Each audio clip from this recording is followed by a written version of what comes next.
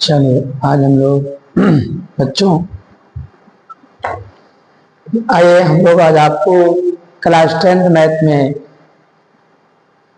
Exercise 8.2 trigonometry पढ़ा रहे हैं आपको, जिसमें थर्ड क्वेश्चन है, इंपॉर्टेंट क्वेश्चन है। और बच्चों इसे सॉल्व करते हैं। वैल्यू आपको पता होना चाहिए, इनकी वैल्यू हम लोग पुट कर देंगे और इनको एलसीएम मेथड से सॉल्व कर लेंगे, आंसर हमारा आराम से आ जाएगा। ओके,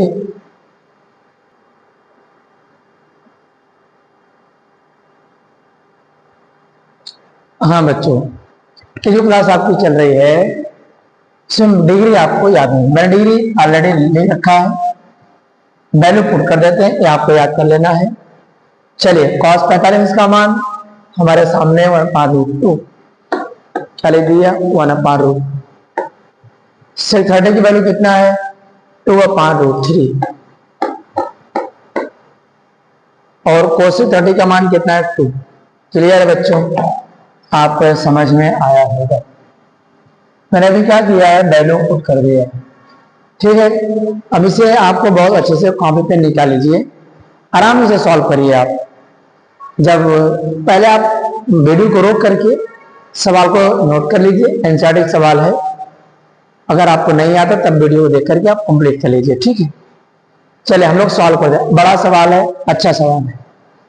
क्या काम करते हैं हम लोग, √3 का मल्टीप्लाई √3 का मल्टीप्लाई इसमें कर देता हूं, क्या हो जाएगा 2√3।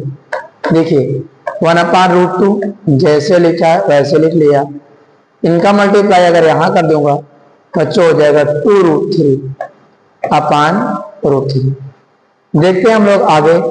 अब यही जो है 1/√2 जैसे लिखा है वैसे लिख, लेकिन इनका नंबर जब आएगा बच्चों पलट जाएगा, यानी कि √3 अपान क्या हो जाएगा 2 + 2√3।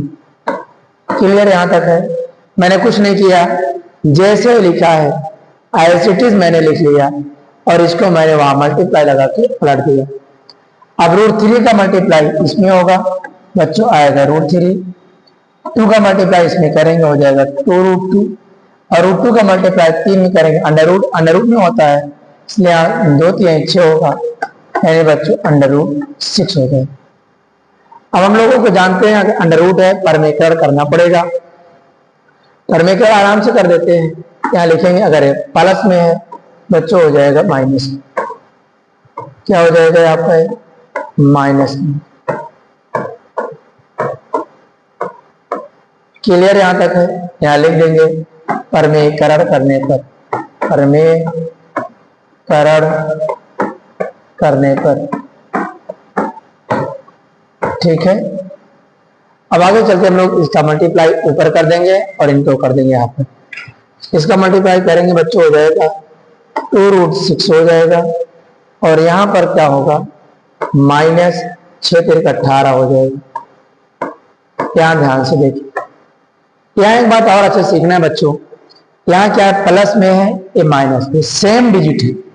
जब माइनस और प्लस दोनों मिल जाए तो आप क्या करेंगे, इसमें एक फार्मूला लगा देंगे, इजी हो जाएगा। वरना आप इसे भी मल्टीप्लाई करेंगे फिर कटेगा जुड़ेगा, परेशानी होगी।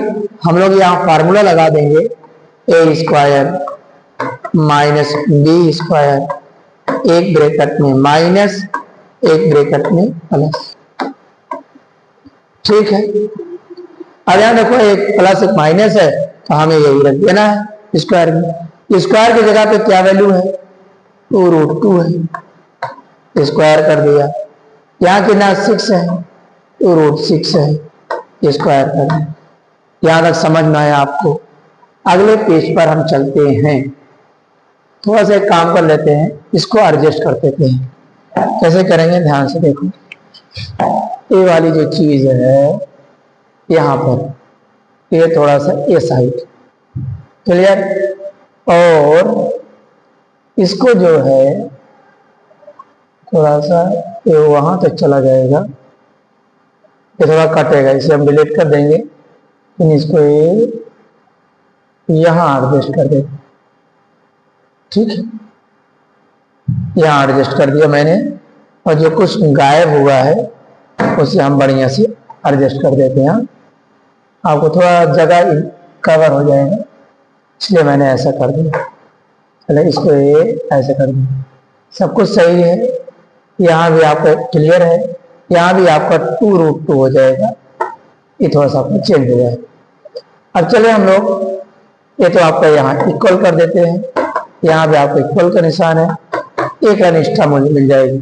देखो एक काम और कर रहे हैं हम, जो रूल 18 है ना, 18 में थोड़ा चेंज कर रहे हैं। कैसे? 2 9 18, 3 3 3 1 3, यानी जिसका पेयर बन जाता है उसे बाहर, और जिनका पेयर नहीं बनता है उसको अंदर। यानी कैसे? 3√2 लिखेंगे। तो बच्चों यहाँ 3 लिखेंगे और 2 का गुणा मल्टीप्लाई हो जाएगा। मैं लिख लेता हूँ 2√6, 2 का 2 3 6 होगा, और 18 की जगह पर मैं लिखूंगा 2। बच्चों 2 दूना 4, और इसका करेंगे, यहाँ आएगा 2, यहाँ लिखो 2 दूना 4 करूंगा, यहाँ आएगा 6। थोड़ा गलती नहीं होती, इससे एक फायदा यही है। तो हम इसको अब डिलीट कर देते हैं बच्चों। अब आगे चले हम लोग क्वेश्चन को सॉल्व करते हैं। ठीक है, देखो ध्यान से मैं क्वेश्चन को सॉल्व कर रहा हूँ। ये यहाँ लिख देता हूँ बच्चों। इन देखो यहाँ भी √6 है, कुछ गलत तो नहीं हुआ, लेकिन यहाँ तो यार कुछ फायदा नहीं मिलेगा। ठीक है, आगे लिख लेता हूँ मैं 2√6 माइनस 6√2। क्लियर है? अब बच्चों यहाँ देखो 4 दूना 8 आ गया, और माइनस 4 6 24, इसको माइनस कर देंगे बच्चों, क्या हो जाएगा? 2√6 माइनस 6√2। माइनस करेंगे कितना आएगा? 14 में से 8 घटाएंगे तो 6 आया, यानी कि माइनस 16 आया। ये माइनस जो है ना, अब ऊपर दोनों अंश और हर में, यानी न्यूमरेटर और डिनोमिनेटर दोनों में मल्टीप्लाई हो जाएगा। ए माइनस, देखो मैं कैसे करता हूँ, थोड़ा ध्यान से देखना। यहाँ मैं ए माइनस करूंगा, माइनस होगा, लेकिन क्या होगा? प्लस। देखो 2√6, ये क्या हो जाएगा? प्लस 6√2, अपान क्या हो गया? 6 हो गया, 16। अब प्लस को एक तरफ, माइनस को एक तरफ लिख देता हूँ, और कुछ कॉमन ले लेंगे।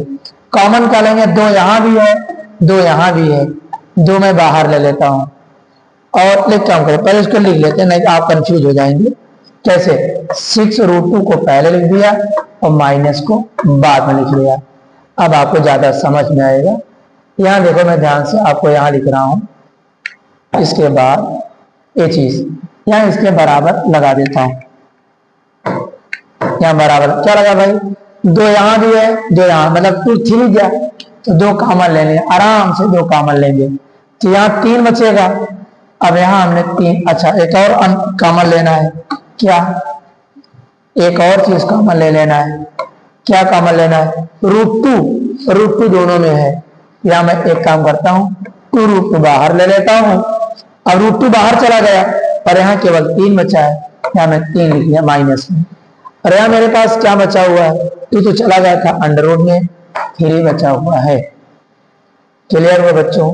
अपान में कितना हुआ? 16 आया है, 2 से काट देंगे, 2 × 16 आ जाएगा। इसका आंसर है, लिख देते हैं क्या आया है। अब √2 गुणा कर देंगे, क्या हो जाएगा? 3√2, और इसका भी गुणा कर देंगे, हो जाएगा माइनस √6 और अपान 8। यही आपका बच्चों आंसर आ चुका है। नोट कर लेंगे आप अच्छे से, स्क्रीनशॉट भी आप ले लीजिए।